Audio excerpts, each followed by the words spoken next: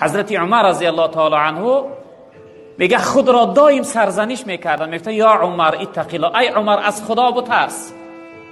میگه حضرت یکی از غلام ها را اجاره گرفته بودن، هر روز یک تنگه براش میدادن. گفتن که ای عمر هر شب نیم شب بیا من از خواب بیدار کو، بگو ای عمر میموری، ای عمر میموری، من از مردن خبردار کن. این شخصیت میگه هر شب آمد میگه ای عمر میموری، ای عمر حضرت عمر از مردن خبردار میکرد. شب آمد که حضرت عمر میگه در بالای جای نماز شش دست گریه داره. بعد از اون ای عمر گفت میموری، مرگ به سراغت میآید. حضرت عمر گفت بس است، گفت دیگر برای من خبر نکن، من خبرگر یافتم، گفت دیگر برای من خبری تو لازم نیست.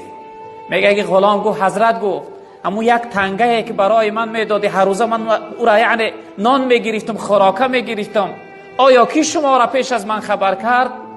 حضرت گفتن که امروز من در آینه نگاه کردم چند تار مویم سفید شده است، این سفیدی های مو من خبر میکنم که ای عمر نشانه کفن تو پیدا شده است.